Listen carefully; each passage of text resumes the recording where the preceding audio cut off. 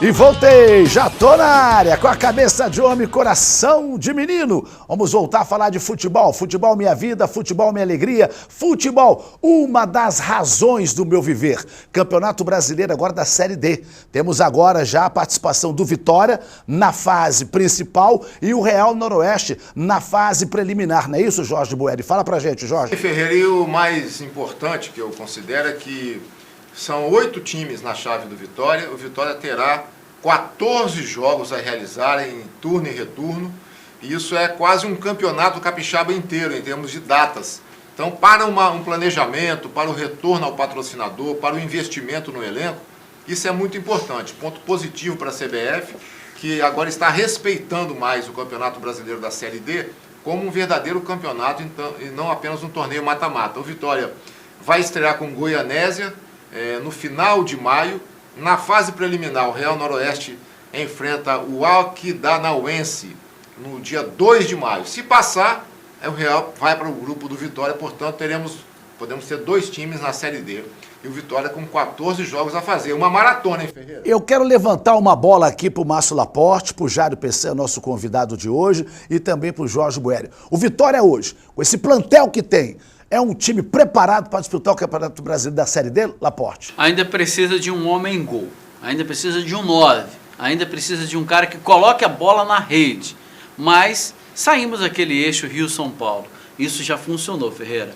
Essa pressão que a federação fez foi boa, estamos em outro eixo agora. Eu acredito que o Vitória, contratando mais um 9, dá para passar de fase. E você, Jairo Peçanha, qual o seu ponto de vista a respeito desse assunto? É importante que o Vitória contrate jogadores, mais algumas peças, rodados, jogadores experientes no futebol brasileiro, para que possa não tremer nas bases quando tiver que enfrentar um time mais poderoso. E eu gostei também desse grupo do Vitória, que tem equipes de Goiás e do Mato Grosso, saindo, portanto, Paraná, da Bahia, de São Paulo, Rio de Janeiro. Então, realmente, um grupo bom para o Vitória, e a gente espera que possa realmente fazer um bom trabalho e avançar para a próxima etapa. Aliás, nós queremos o quê?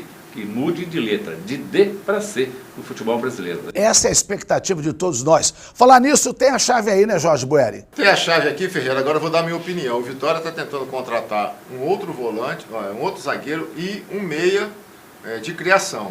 Nos planos do Vitória, por enquanto, não tem um centroavante não, mas eu concordo com o Márcio que o Vitória precisa de um homem-gol.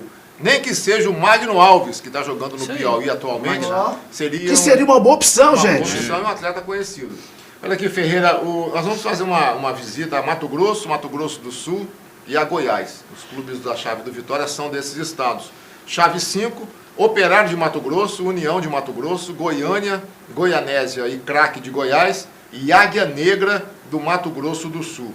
E o Real Noroeste pega o Aquidauanense de Mato Grosso do Sul em jogo de ida e volta. Ô Ferreira, você lembra aquela música do Renato Teixeira?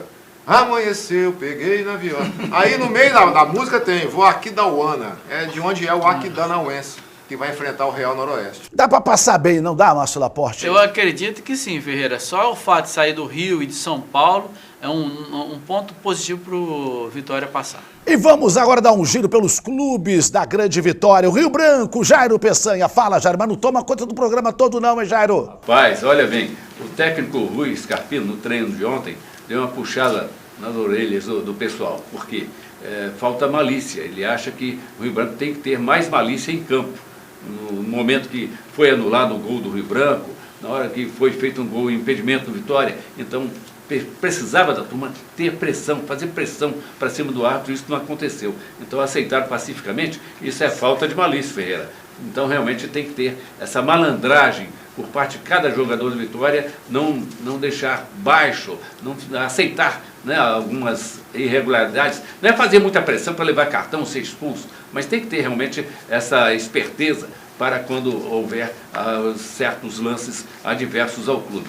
Mas o Rui deve contar, Ferreira e amigos, com a estreia do lateral direito, o Ayrton Reis. Ele vem de futebol mineiro e como o lateral Wesley está machucado, tem improvisado, o Rui tem improvisado na lateral, com o zagueiro jogando ali. Então, contratado esse lateral, está já regularizado no BID, deve ser a novidade do Rio Branco para o jogo diante do Rio Branco de Venda Nova, domingo às 3 da tarde, no estádio Kleber Andrade. O Jorge Boeri também quer falar a respeito do time do povo. Pois não, Jorge? E o Rui Scarpino também tem que pedir aos jogadores para não levar gol no final de partida, né? Exatamente. O posicionamento mal feito no gol do Jean Lucas, que apareceu como uma flecha no meio da zaga.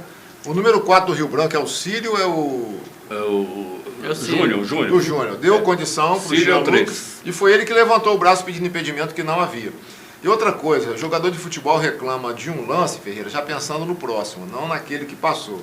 Então o Rio Branco precisa ter malícia, Jário, em termos de posicionamento tático. O jogo só acaba quando termina. Eu venho falando aqui. O Vitória não se entrega. O Vitória joga com intensidade até o final. O Rio Branco achando que o empate já era favorável, já era tranquilo, acabou se surpreendendo. Agora a pergunta para o Jário Peçanha. Como é que o Rio Branco vai conseguir dinheiro para pagar os 60 mil reais a Louco Abreu determinados pela FIFA, hein, Jário? Rapaz, é complicado. Tem aquela expectativa do recebimento de uma ação jurídica com relação à sede da Ilha de Santa Maria, mas está buscando. Isso é do tempo da onça, viu, amigo? Tem tempo a beça. Mas realmente a diretoria, o Neto, o Luciano, estão buscando recursos para cumprir com as suas obrigações com esse elenco, está disputando o estadual e também com essas dívidas do Louco Abreu. Então tem que ter criatividade, objetividade para conseguir esse recurso, mas não deixar nada pendente, Ferreira, porque senão o bicho pega. O Márcio Laporte, uma pincelada a respeito do Serra. Novidades? Sim, Ferreira, mas antes o nosso jurídico disse que é só o Rio Branco propor pagar em 60 vezes ou 10 anos essa dívida, que está tudo tranquilo. Olha, o Serra dispensou, depois de dispensar Ivan, Madigol e perder Rael, ele contrata mais 3 jogadores, indicado pelo treinador Dário Lourenço. Esses caras chegam para dar aquele gás ao Serra, que só não cai porque o Linhares e o Atlético, para mim, já caíram. Jorge Boeri, novidades pelo lado de Jardim América, Jorge? Antecipamos que a Desportiva estava classificada na segunda-feira, pelos cálculos matemáticos, né, junto com o Vitória. E o que foi confirmado depois da derrota do Atlético de Itapemirim para o Estrela. Desportiva com 13, é um dos 6 classificados por antecipação, Ferreira, e vai tentar se posicionar entre os 4 primeiros para fazer o jogo de volta na segunda fase em casa.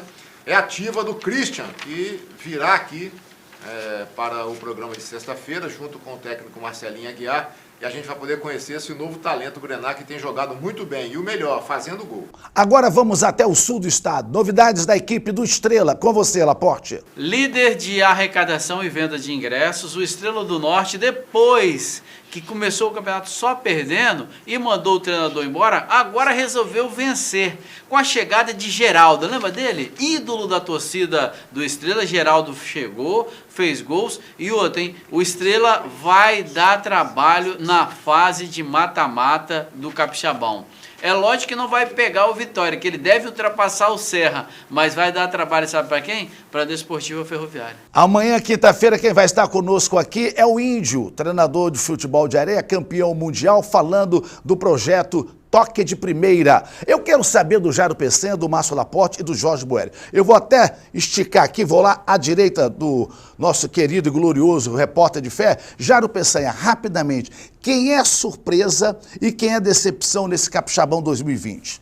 A surpresa para mim, Ferreira, é exatamente o atacante Wendel, do Linhares. Apesar do Linhares já estar rebaixado, o Wendel é o artilheiro da competição, tem 4 gols, está fazendo a parte dele. Eu creio que esse garoto não deve continuar no nosso futebol. O Adalto Menecus tem entradas até na Europa e outros clubes por aí, então a surpresa é o artilheiro sendo um time já rebaixado no nosso campeonato. E quem é a decepção? A decepção... É o próprio Linhares? O próprio Linhares, 0 ponto, não ganhou de ninguém, nem empatou sequer o time do Adalto Menecus. E você, Laporte, por gentileza, senão o Jairo toma conta do programa, hein? A decepção é o Linhares. Linhares sem identidade, sem torcida. O Adalto só quer mesmo revelar e vender jogadores. Eu acho que o Linhares tem que dar uma repaginada aí para voltar bem em 2021. E do lado, do ponto de vista positivo, quem é que, poxa vida, eu não esperava aí, estão tocando uma bola de primeira? Olha, para mim, sem sombra de dúvida, Vitória Desportiva e o Rio Branco surpreenderam positivamente hoje. Para mim é os bambambãs. E você, Jorge Boeri, fala para nós. Eu vou discordar frontalmente dos meus companheiros, porque o Linhares não é surpresa desagradável para ninguém. Desde o dia 8 de junho de 2019, o Linhares não ganha de ninguém. Como é que o Linhares é uma decepção? O Linhares é uma confirmação de um trabalho mal feito, mal realizado, sem respeito à tradição do clube, né, que não ganha de ninguém desde junho do ano passado. Para mim, Ferreira, a grande decepção desse ano é o Atlético de Itapemirim. O clube que chegou mais longe numa competição nacional da CBF aqui do Espírito Santo, até pouco tempo foi vice-campeão da Copa Verde e hoje amarga dívidas, não consegue reagir no campeonato e dificilmente deixará de ser rebaixado. E o lado positivo? O São Mateus. São Mateus. Situação ruim do São Mateus, aos trancos e barrancos, conseguiu fechar o grupo e está aí tirando vaga de muito time grande. E eu tô vendo ali o Jairo Peçanha com o dedo indicador pedindo passagem, Jairo. Devido ao Atlético de Itapemirim, nesta temporada, o Armando Zanata tem bancado o próprio bolso toda a despesa do Atlético, ele e seus filhos, e não tem nenhuma importância, nenhum dinheiro, nenhum recurso da Prefeitura de Itapemirim, que sempre andou bancando o Atlético. E dessa vez não tem nada da Prefeitura, nenhum recurso municipal. Então o Armando, cumprindo a sua obrigação, respeitando o campeonato, está com o time em campo, com recursos próprios, fazendo o que é possível, mas pode ser rebaixado o Atlético. Destaque vem com você, final, Márcio Laporte. Olha, Ferreira, hoje estaremos cobrindo esse grande jogo, Vitória versus Rio Branco de Venda Nova, o jogo dos invictos e o jogo que pode levar a Vitória a entrar para a história do Capixabão. Daqui a pouco estaremos lá no Salvador Costa. Viva o esporte! Beleza, Laporte, e você, Jorge Boeri, fala o seu destaque final. Ô Ferreira, tem um zoom nos bastidores do futebol, falando do desânimo do presidente do Rio Branco, Luciano Mendonça, em conseguir continuar na gestão do clube, mas pelo que eu conheço do Luciano, ele não é homem de largar o bastão não, Ferreira. Ele tem compromisso com o Capa Preta, ele sabe o que representa o Rio Branco, e se sair essa verbinha da sede dele de Santa Maria, ele bota a casa no lugar, Ferreira. Agora, nesse horário aqui, Jorge Boeri, Márcio Laporte, Jairo Peçanha, amigo telespectador, tem um lance muito legal. Antes do nosso programa, em rede nacional, tem a Renata Fã, com o Denilson falando do futebol paulista.